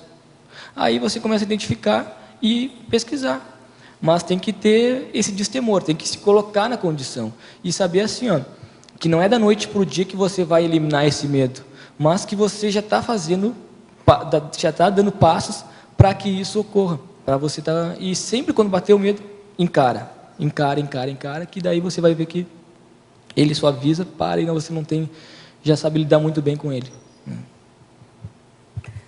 Você quer perguntar? Gabriel, na primeira página, em parafatologia, no final da parafatologia, se fala sobre as retrocognições enquanto ferramenta assistencial, o parapsiquismo como potencializador assistencial, e depois, na segunda página, em efeitologia, o efeito de seguir insights. Tá, perfeito. Quer dizer, o insight, as retrocognições, o parapsiquismo, como que você vê essas três questões dentro da assistência e qual que é assim, a prioridade que você dá para cada uma delas? Primeiro, segundo e terceiro. Tá, vamos por partes então. Assim, o processo da retrocognição, comecei a identificar que eu tive, foi 2008, 2009, eu tive uma retrocognição, enfim, foi muito intensa para mim, em que eu me deparei numa situação que eu era um índio. A minha mulher, no caso, na época, era um familiar meu, mas eu não via ela pela fisionomia, pela energia eu sentia. A minha mãe, no caso, era a minha filha na época, e aí a gente estava vivendo lá nesse processo todo. Aí ocorreu um fato de que a minha filha, na época, no caso, ela dessomou afogada num rio. E aí essa minha mulher, na época, era familiar, ela se desesperou e fugiu, assim, nunca mais vi. E aí depois a imagem que eu tenho é eu dessomando meio sozinho nesse local aí, né? E aí, isso aí, eu consegui identificar o quanto que essa pessoa, na condição atual, tentava fazer um monte de coisas para, digamos assim, reconciliar, fazer o processo reconciliatório, né? E aí, eu tendo essa lucidez, essa identificação, tudo mudou. Eu consegui ver assim, olha, é isso aí que ocorreu. Agora, e aí eu entendi todo o processo e a minha postura perante a isso mudou também. Aí então eu consegui fazer uma assistência melhor, porque eu tinha entendido tudo que já tinha ocorrido no passado. E aí aquela questão da hora agora, o momento é já, a gente consegue já não deixar aquilo protelando por mais tempo.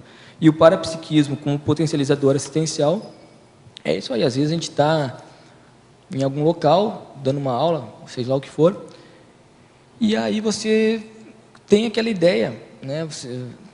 Para mim é muito nítido assim, que parece que é muito rápido, sai uma imagem da pessoa, assim, em determinada situação que eu preciso abordar. E aquilo ali potencializa o processo, que a pessoa fica... Eu consigo ir no ponto, né? Consigo colocar o dedo na ferida, digamos assim, que a pessoa precisa aprofundar. Então, ele te ajuda muito, né? Enquanto potencializador assistencial para psiquismo. E ele é assertivo nessa questão do parapsiquismo? Olha, até assim, vamos pegar um exemplo aqui. Até aconteceu essa semana, tá? Eu tive uma projeção consciente, daí eu encontrei um colega nosso e ele estava fumando. E aí eu falei, ô fulano, você está fumando? Como assim? Pô, achei que você estava... Ele, não, só fuma às vezes, não sei o quê. Só que esse colega não conhecia ele muito. Eu era colega de empresa que trabalha em outro estado, então eu não conhecia muito. E aí tinha uma outra pessoa que já trabalhava mais tempo, que eu já conhecia, a pessoa.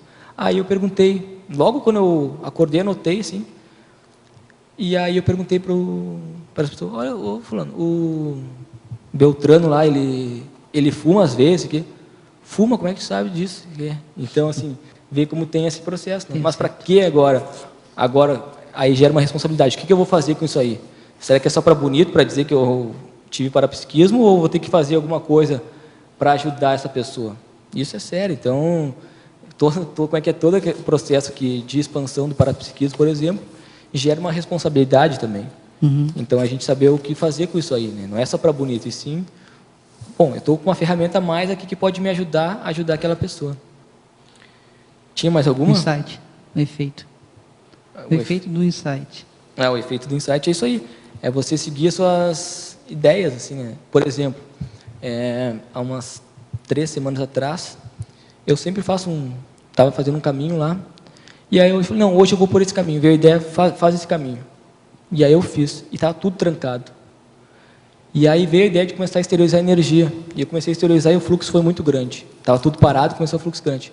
Quando eu passei ali, tinha um motoqueiro que tinha recém caído ali, e ele tinha batido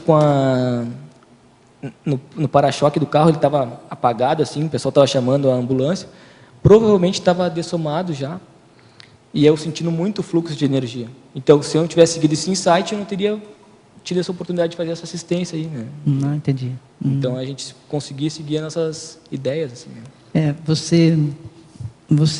Assim, se você fazendo assistência para uma pessoa, de um grupo seu, né? Como que você, quando você está conversando com essa pessoa, encaixa essas 3 questões ao mesmo tempo?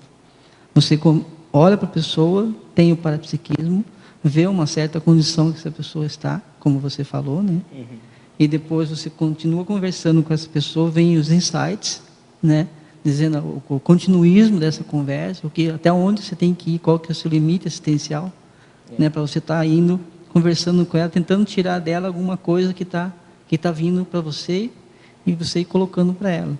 E depois, no final, vem a retrocognição dela, de você ter uma recognição da vida dela.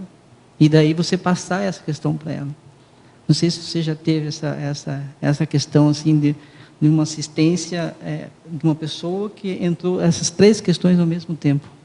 Isso aí é o supra-sumo, né? É o alto nível. Uma coisa que eu acho que é legal é que quando a gente está conversando com alguém, é exteriorizar a energia, começa a jogar energia. Sim. E procurando acoplar com a pessoa, ver qual é a demanda, digamos assim. Aí muitas vezes você acopla, assim, por exemplo, você sente o laringo, o chakra, você nem estava sentindo aquilo, aí você começa a jogar energia, acopla com a pessoa e sente. Aí você pode abordar se ela está sentindo alguma coisa ou não, ou ela fala, estou com uma dor de cabeça, assim, assado, e aí as ideias começam a surgir. Mas com questão da retrocognição, o que eu tive mais questão de retrocognição foi no própria experiência projetiva mesmo, de retrocognitiva. Mas às vezes quando está trabalhando com energia, por exemplo, com a pessoa, aí você sente algumas coisas, e aí você fala, né? Sim. Mas não tem como ter, no meu atual momento evolutivo, 100% de certeza que aquilo foi uma retrocognição verídica, digamos assim. Então, acho que é a prática, não tem outra função. E essa abordagem de retrocognição, principalmente alheia, né, exige muita pesquisa e muito desembaraço. Parapsíquico, né, é difícil você... Não é que é difícil, é problemático, pode ser perigoso, problemático, enfim. Você se precipitar em colocar alguma coisa para alguém que é dela, que não é seu, enfim. Por exemplo, com relação a isso... Você está trazendo um assunto que a gente precisa que estudar bastante. Nessa assistência, o que acontece? Quando no final vem a retrocognição, você vai colocando, não fala nada para a pessoa, só vai colocando o que você está vendo, o que você está sentindo. E a pessoa vai concordando com você, ou não. Se ela começa a concordar com você está valendo essa retrocognição. Se ela não concorda, se não encaixa as peças, né, você para e continua no insight, observando, que é mais ou menos isso. Agora, você falou isso aí, uma vez trabalhando com energia com uma determinada pessoa, veio uma ideia que a pessoa tinha um determinado problema ali com relação a que ela tinha participado desse processo de envenenado, outras consciências e tal. Eu não falei aquilo para ela, porque eu pensei assim, o que isso vai agregar para a pessoa? Não vai agregar nada. Ela só vai poder ficar se auto-vitimizando. Então, eu vou ficar frio, ficar na minha, não vou falar nada, não vou comentar sobre esse assunto. Aí teve outra, que era sobre uma pessoa que ia dessomar com sei lá quantos anos. Por que eu falaria isso para ela também? Então, acho que isso que a Dulce falou é muito Tem que tomar cuidado. Né? Tem que não, ter e a muito gente tem que estofo, cuidar, né, Gabriel? Porque isso é um processo nosso de outros carnavais, né? De gurulatria e próprio aspecto religioso, a questão do oráculo, né? Então, eu acho que é uma coisa para a gente cuidar de não exagerar no ponto, que até né? tem ali... Essa postura sua eu acho bem interessante. O que isso vai agregar? Será que isso é fato ou parafato? Até que ponto isso é verdadeiro, né? Eu não precisaria pesquisar mais, ou então não. Tá, eu tenho até convicção de que eu tive de que é uma informação verídica, mas vale a pena ficar explicitando para a pessoa o que isso vai ajudar, né? E a gente lembrando aí, por exemplo, do papel, da posição do professor Valdo, né? A gente sabe o quanto ele sabe sobre as nossas retrovidas. E ele simplesmente não fala. A gente sabe que ele sabe, mas ele não fala. Entraria na linha do estupro evolutivo, da tendência nossa à gurulatria, enfim, vários aspectos aí, a questão da própria importância do nosso esforço pessoal e da própria meritocracia, não é, para acessar essas informações. Já pensou se todo serenão chegasse e publicasse os nossos livros holobiográficos? Que até tem na antagonismologia, que é o guru amparador. Então, assim, você só sai descartando ali só para falar ali o processo. Mas agora, assim, a postura do amparador é essa, aquele momento, o que é prioritário para a pessoa. E isso é saber o timing do assistido. Sim. Né? Por exemplo, se aquilo vai ajudar ela em algum processo, que você vê que é positivo, ok. Agora tem que ter muito cuidado com isso, né? Porque assim, a gente tende, como a gente tem essa visão, a gente tende a só focar nos trafares. Então a pessoa pode ter feito 1000 coisas boas, uma que ela fez negativa já é motivo para a gente ficar lá detonando a pessoa, querendo falar mal. A gente vê muitas pessoas, né, querendo detonar o processo todo. E aí isso também vem para o parapsiquismo. Então a gente, em vez de a gente olhar o que a pessoa tem de bom, a gente quer focar nos trafares. Mas para ela, o que seria melhor? Focar no trafar ou focar no trafor que pudesse potencializar o processo dela? Isso é muito sério, né? E é um comprometimento também. Ok, agora vamos lá. Obrigado. Professor, o verbetógrafo, na fatologia, página 1, terceira linha, ele pede, comente, por favor, a admissão do próprio poder consciencial. Então, é analisar assim, quais são meus trafores, quais são as coisas boas que eu já fiz nessa vida, porque na outra, daí a gente começa, mas aí, nessa vida, o que eu já fiz de bom? Né? Porque hoje eu sou a melhor versão do meu livro mesmo. Né? Eu sou a versão atualizada do meu livro. Eu estou no meu melhor nível evolutivo, seja a condição que a pessoa estiver. Né? Não importa, eu tenho coisa para... Claro, sempre tem. Mas a gente admitir esse poder consciencial que nos fez chegar até aqui. Independente do que passou, do que eu fiz, deixei de fazer, a autoculpa não serve para nada. Está tudo certo perante o nosso atual momento evolutivo. Então, isso aí que nos faz dar força para a gente, né, potencializar o processo. Bom, fiz esses erros, tenho que trabalhar nisso, ok, tenho, mas é daqui para frente. Isso é... Agora, professor Gabriel, na fatologia, na segunda linha da página 1, você poderia comentar mais sobre a desmistificação da assistência? A desmistificação da assistência. Então, vamos supor assim, a gente vê muito o pessoas, quando a gente começa a estudar, não, olha, não pode esterilizar energia em tudo que é lugar, não pode fazer isso, não pode fazer aquilo, não pode... Claro, tem que ter uma série de cuidados, uma série de pré-requisitos, digamos assim. Agora, aquela pessoa que já está ali dominando mais o estado vibracional, já está conseguindo fazer a desassimilação de energias, por que ela não se coloca em desafio para, por exemplo, chegar, sei lá, num hospital, esterilizar a energia para quem está precisando, ajudando um amparo lá? Por que ela não faz isso? Porque não, eu quero ficar na minha zona de conforto, não quero ter escagem, não quero ter assimilação, então não vou fazer nada. Claro que é sempre bom a pessoa que não sabe ainda sobre o estado vibracional, não domina ainda, é sempre bom ela ficar mais... autoassistência, né? Ela começar a trabalhar em cima disso. Mas ela se colocar mais em desafio. Começar a querer não ficar só, então é só na sala de aula que eu vou trabalhar com energia, só na minha casa. Não. Joga energia para as pessoas, vê o que você acopla ou não. Acho que essa desmistificação vem daí. É você se gabaritar para isso. Porque você só vai conseguir estofo se você se colocar em desafio.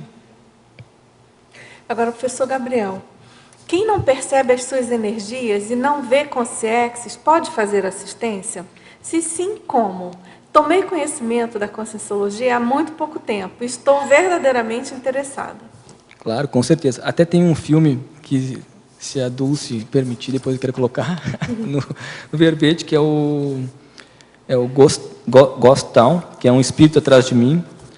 Então, que ele fala bem essa questão assim, ó, do processo que ele também não enxergava nada, e ele tinha alergia a pessoas, tinha alergia a gente.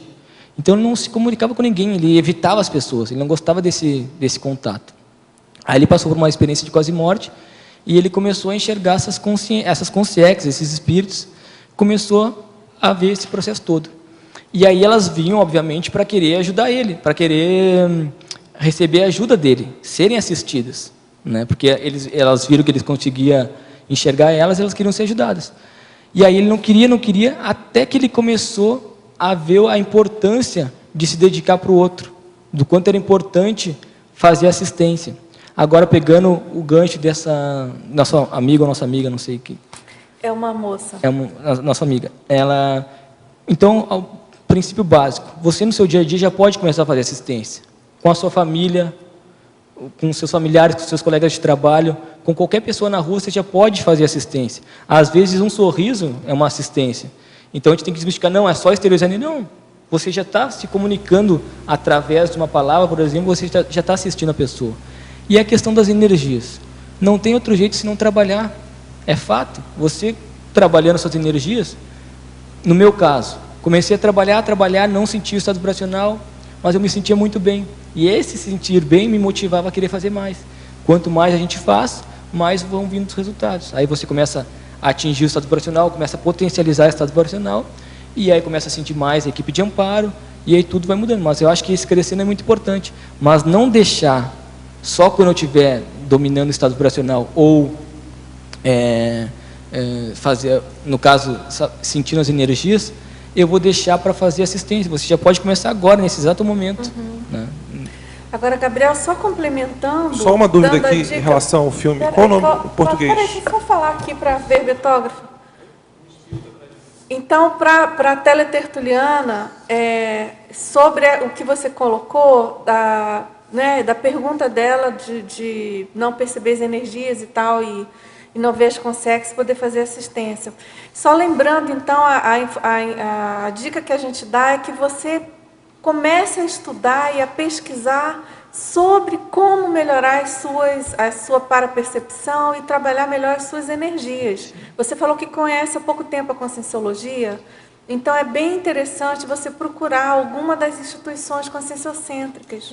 Não é? Eu não sei se você já participou de algum curso, se não, a gente orienta, por exemplo, você ir no site do IPC, que é uma instituição de entrada, né, tem muitas atividades para a pessoa de primeira vez que não conhece ainda a Conscienciologia, tem palestras gratuitas e tem atividades em praticamente o Brasil todo. Você pode acessar www.ipc.org, tá certo? E nas próprias palestras estão tendo trabalho com energia. Então, a pessoa determinado tema, no final, tem o trabalho energético para as pessoas começarem a aprender. Aí tem os cursos de entrada também que ela pode fazer para aprofundar no processo. Exatamente. Então, a gente fica feliz aí de você estar tomando conhecimento e interessada aí nessa vida multidimensional, vamos dizer assim, que é para todos, obviamente. Ela existe independente da gente conhecer ou não. Então, quanto mais a gente pesquisar, saber, entender, melhor para todos e para os assistidos em especial. Pessoal, eu queria lembrar aqui que sobre o congresso, que eu falei ainda há pouco, é uma realização do IIPC, tá certo? Então, quem quiser participar, Por favor, você pode telefonar para 45 2102 1448 ou pelo e-mail Foz do Iguaçu sem cedilha, né, @ipc.org, tá certo? Então, aí todos convidados aí para o 2º Congresso Internacional de Autopesquisologia.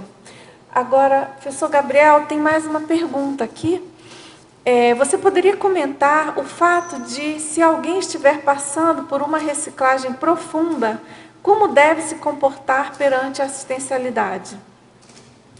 Passando por uma reciclagem profunda, como deve se comportar? Bom, o que eu vejo a gente procurar sempre anotar os nossos relatos, o que está por trás daquilo ali, o que eu estou sentindo, o que eu estou ficando incomodado com a situação, trabalhar bastante com as energias, né? Trabalhar bastante com as energias e se colocar em conexão com o amparo, porque saber assim, que tudo passa na realidade, né? Essa crise que você está passando no momento, se você otimizar ela, usar ela de maneira lúcida, ela vai poder potencializar a sua evolução, porque aí você, que nem a questão do efeito fênix que a gente estava falando, é você ressurgir das cinzas através dessa grande crise que você passou e poder potencializar o seu processo evolutivo.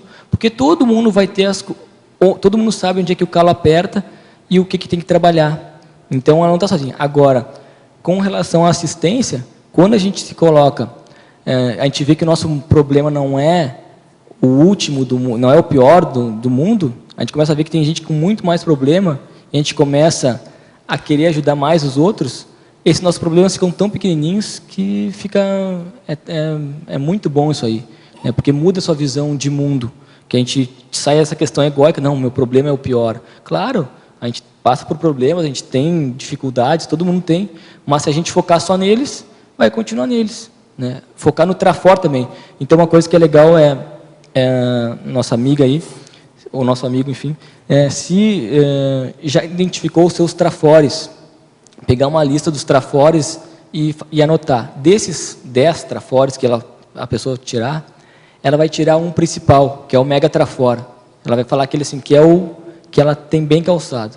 Através desse mega trafor, ele ou ela vai utilizar para poder superar aquele trafar ou aquela crise. Não, então se meu trafor, vamos dar um exemplo, é a determinação, eu vou usar esse trafor para superar essa crise.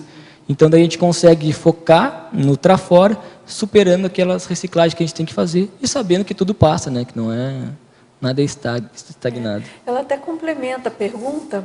Por um lado, se deve fazer assistência, mas, por outro lado, se eu entendi 2 pessoas, né, não estão bem, como lidar com isso? Entra também nessa linha que você falou, né? Sim. Tem sempre alguém menos pior do que outra pessoa. Né? É o mais maduro, até pegando essa visão traforista, o mais maduro auxiliar o menos maduro. Então, assim, se você já tem condição, você já pode ajudar aquela pessoa, sabendo que essa troca assistencial, você vai ser assistido também. Então, você ajudando, você vai ser ajudado também. Mas não pode esquecer de colocar a máscara de oxigênio primeiro em você, porque senão a sua assistência vai estar deficitária. Então, essa é bem interessante. E a questão de sair de cima do muro também, né? Você se posicionar, se os dois não estão bem em alguma situação, tem que se posicionar o que a pessoa pensa, muitas vezes, sobre o assunto ou não, né? Essa questão essa visão que você tem, Gabriel, eu acho muito importante. Você, ao longo de toda a tertúlia, eu percebi que você tem uma visão muito traforista. Em geral, você coloca muito essa abordagem traforista, não é? De levar para frente, de tirar partido do que tem. E eu penso que isso aí deve ser uma grande alavanca para o seu processo assistencial em si, né? E como você vê isso? É questão de focar nos trafores mesmo, né? Porque se eu posso jogar minha energia por trafar ou por trafor, para onde que eu vou jogar? Agora a questão assim, da energia. Se eu jogar energia por trafora, aquilo vai potencializar. Se jogar para o trafar, aquilo vai ficar também. Então, aquele negócio, se eu jogo energia para os problemas, qual é a tendência que eu vou ver? O mundo cheio de problemas. Agora, se eu foco a energia nas coisas boas, nas soluções, para onde que vai a minha energia? O que vai trazer? É as soluções. É aquela questão, o copo está meio cheio ou meio vazio. Depende do modo que você vai enxergar a vida. Muito bem. Ótimo. Nós agradecemos, então, a sua participação, agradecemos a participação dos tertulianos, teletertulianos, e contamos aí com os debates de todos, né, a participação em geral aí nas próximas tertúlias. Os nossos agradecimentos. Gabriel, nós aguardamos aí mais centenas de verbetes, tá certo? Vamos em frente. E os nossos comerciais. Obrigada.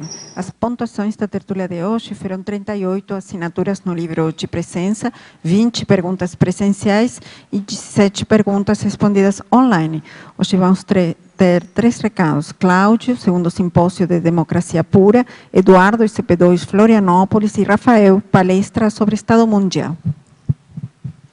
Boa tarde a todos. Estou aqui para convidar, reforçar o convite para o 2º simpósio de democracia pura, que começa agora, dia 31 de outubro de 2013. Serão 4 dias, que começam com o dia 31, com um evento gratuito, aberto, convido a todos, tertulianos, teletertulianos, e 1, 2 e 3 de novembro. O primeiro dia é um encontro de autoridades, é uma abertura, vão ter em seguir, várias conferências, debates, presença de pessoas interessadas no tema, com um foco positivo da política. Então, já que foi falado muito na tertúlia hoje sobre jogar energia, joguem energia nesse evento. Pensem na política no sentido positivo e venham e reforcem, então, esse processo. Muito obrigado.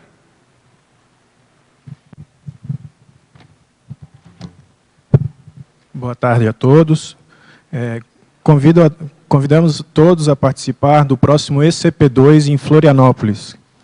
É o curso de extensão em Conscienciologia e Projeciologia 2, que acontecerá na próxima sexta, sábado e domingo, dia 18, 19 e 20 de outubro, com o professor Epicom Pedro Fernandes. Contatos pode fazer pelo telefone 48 30 28 4805 ou pelo site do IIPC. Aí entra no site do IIPC Florianópolis. Obrigado.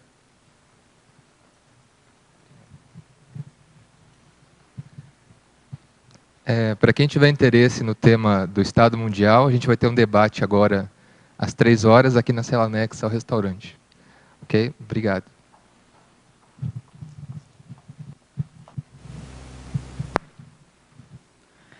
O verbete da manhã é Paralógica Interassistencial, especialidade Interassistenciologia, autora professora Sandra Tornieri. Obrigada e boa tarde a todos.